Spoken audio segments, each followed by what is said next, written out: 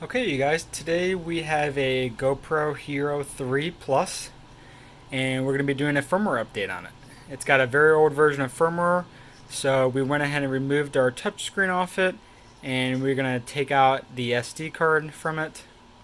And you do want to make sure the unit is powered off before you start this process, because once we put the update files on the SD card, we're going to put the SD card back into the camera and boot it up, and it's going to do the update process for us automatically.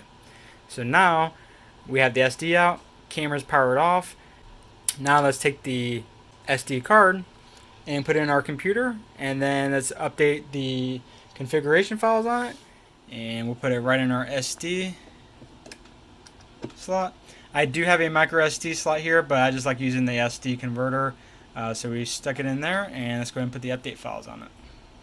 Alright, you need to go to gopro.com/en/us/support/product-update/register-camera. And once you get to that page, you're going to want to get the serial number for your camera and put that in that box here, which here's ours, and then put your email address in and continue to the next step. Once you get past that part, you're going to hit download update, and it's going to download an update.zip file, and you're going to want to open up that zip file.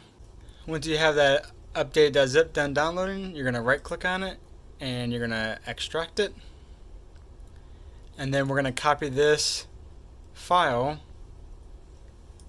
and you're going to go into your SD card directory, right click paste that update folder. So that update folder should contain those firmware updates. So now we can go ahead and disconnect this SD card and put it into our GoPro camera to update it. We're back here with our GoPro. You're going to put that SD card back in there, and we're going to go ahead and power it on now once you have the SD card in there. Make sure you have at least 50% battery life or more, and you can see now it's automatically starting the update process. So that's pretty easy, just downloading that update folder, copy it into your SD card, put it in the SD card slot, and like I said, make sure your battery has at least 50% or more just to be on the safe side. Mine's got a full charge on it. You just don't want it to die when it's doing that firmware update.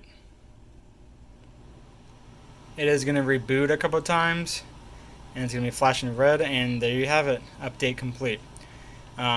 Just let it run through its process. Sometimes it reboots the camera 2 to 3 times, so just wait for it to be completely off and then boot back up, and you can see we are ready to go.